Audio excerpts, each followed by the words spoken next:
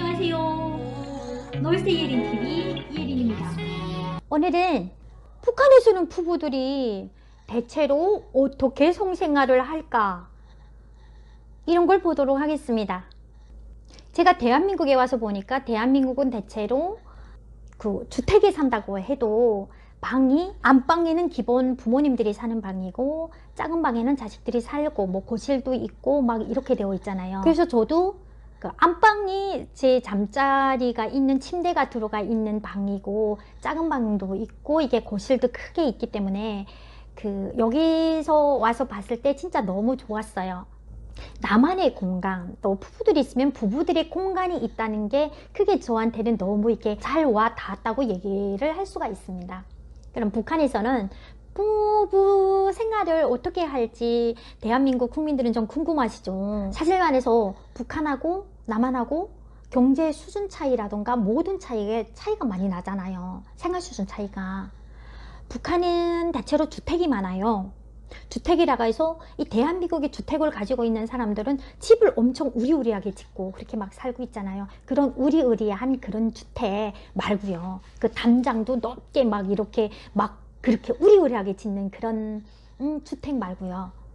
북한의 집들이 그런 주택인데 대한민국 주택은 대체로 보게 되면 거실이 따로 있잖아요. 방으로 쓰는 그런 거실이 있어서 TV도 보고 모든 사람들이 나와서 이렇게 할 수 있는 그런 게가 있고 또 안방도 있고 다 있어요. 주택도 안방도 있고 작은 방도 있고 방이 여러 개가 있어서 내가 그 취미 생활 할 수 있는 방까지 해서 방을 여러 개를 만드는데 북한은 주택을 짓게 되면 일반 사람들의 주택은 방이 2칸이에요.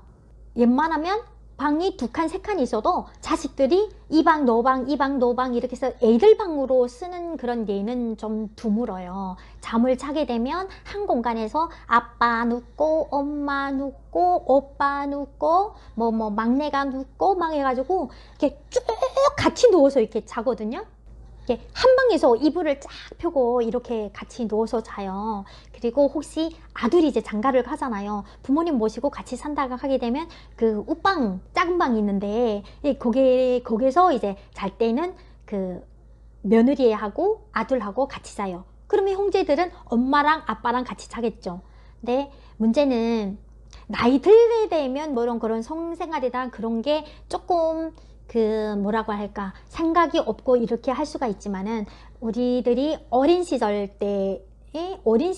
때라고 하게 되면 한 방에서 엄마 아빠 같이 쭉 누워서 같이 사는 거는 별로 문제가 안 되거든요. 그런데 북한에 유모가 많아요. 유모가 많은데 그 유모를 한 집안 안에서 엄마, 아빠, 아이들이랑 같이 자면 어떤 일이 벌어지는지 그 유머 하나를 오늘 그 말씀드리려고 하는데요. 어떤 집에 엄마, 아빠가 있고 아들, 형제, 삼형제가 있었는데 맏형이 중학교 한 3학년 정도가 됐대요. 그리고 그 둘째가 중학교 1학년이고 막내가 초등학교 2학년인가 됐었대요. 그래 돼서 이렇게 한 방에서 자고 있었겠죠. 한 방에서 자고 있었는데 만약의 경우 부부 생활을 하고 싶다 하게 되면 부모들이 애들 자기를 기다려요. 근데 어때요? 기다리다 자기네가 잠들고 말겠죠. 부부간이라는 게 이렇게 같이 살을 맞들어 살다 나니까 이제 뭐 돌아누는다던가 뭐 약간 그런 것만 있어도 이제 선잠을 깬다던가 막 이렇게 되잖아요. 그래서 새벽에 이제 눈을 떴대요. 새벽에 눈을 떴는데 너무 이른 시간이 아니고 이제는 애들도 거의 깰린 바 그런 시점에 대해서 이렇게 눈을 떴대요. 그런데 또 문제는 뭐냐면요. 북한에는 밖에 변소가 있어요. 이 대한민국은 집안에 다 화장실 있고 막 이러잖아요. 근데 그렇게 안 되어 있어요. 우리 주택들, 농촌 집들이랑 가게 되면 그런 집들에도 안에가 화장실이 다 있는 데가 있고 밖에 이제 변소처럼 이렇게 조그만 그런 화장실을 만들어 놓는 그 재래식 변소 같은 데를 만들어 놓은 게 있더라고요. 그런데 북한에서는 이렇게 밤에 이렇게 오줌 늘어 나가는 게 그 밖에 변소까지 나가려면 변소가 엄청 무섭거든요. 그래서 집 안에다가 오줌 바퀴줄 같은 거를 바퀴줄 있잖아요. 이렇게 물 바퀴줄 같은 오줌 바퀴줄을 이렇게 부엌에다 들여놔요. 들어놓고 거기서 오줌을 넣거든요. 근데 새방녘이 됐는데 막내가 눈을 깼어요. 눈을 깨서 눈을 비비면서 이제 오줌들로 일어나려고 이제 이렇게 몸을 일으키려고 하는데 맏형이 있다가 이렇게 꽉 잡았어요. 그러니까 잠깐만 있다가 오줌 들려가 이랬대요. 그래서 왜 그러는 걸 알고 막내가 무서워가지고 그 다음에 귀를 기울이고 왜 그런지 해서 왜 했더니 이렇게 들어봤대요. 그런데 엄마 아빠가 섹스를 하고 있었어요. 섹스를 하고 있었는데 그 임박이 이제는 형은 깼는지 언제쯤 깼는지는 모르겠는데 어쨌든 섹스를 뭐 하는 과정이 이렇게 쭉 흘러가지고 아빠가 엄마한테다가 좋았어? 좋았어? 어땠어? 하고 물은 거예요. 근데 엄마가 대답을 안 하는 거야. 이 막내는 지금 오줌을 누고 싶은데 막내가 있다가 엄마 빨리 좋다고 해! 나 오줌 마려워! 그랬대요. 엄마 빨리 좋다고 해! 나 오줌 마려워! 부모님들이 깜짝 놀란 거죠. 이렇게 부모님들의 그런 걸 이렇게 보고 그것 때문에 이렇게 결혼을 하고 이혼을 당했던 그런 예도 있는데요. 북한에 어떤 집에 이쁜 딸이 있었는데 딸이 시집을 갔어요. 시집을 갔는데 첫날 밤에 시집 간 지 이틀이 됐는데 쫓겨왔어. 그래서 왜 쫓겨오게 됐냐 해가지고 엄마가 그 딸내미 시집이 사돈집이죠. 사돈집에 찾아갔어요. 왜 이렇게 우리 딸내미 이렇게 쫓겨오게 됐냐. 난 아무런 생각해도 모르겠다 했대요. 그랬더니 그 집에서 하는 소리가 그 집의 딸내미가 너무 요망스럽다고 이랬대요. 그게 무슨 소리냐 했대요. 그랬더니 그 집의 딸내미가 변태가 아니냐 막 이러더래요.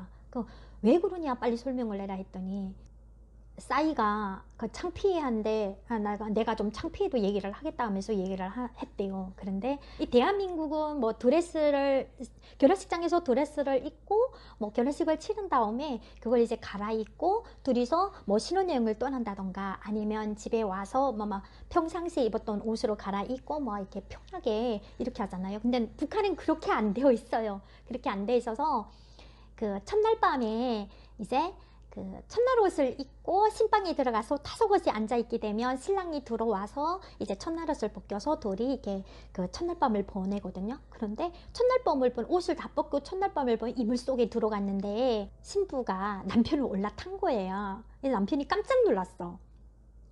이거 어디서 많이 해본 여자구나 이렇게 생각을 한 거죠. 올라타서. 그래서 처음에는 첫날은 그렇게 그 뭐라고 할까 좀 넘겼어요. 근데 두 번째 날도 또 올라타는 거예요. 그래서 그 신랑이 자기 부모님한테 말씀드린 거예요. 저 어디서 많이 놀던 그런 더러운 년이다. 막 이렇게 얘기를 했대요.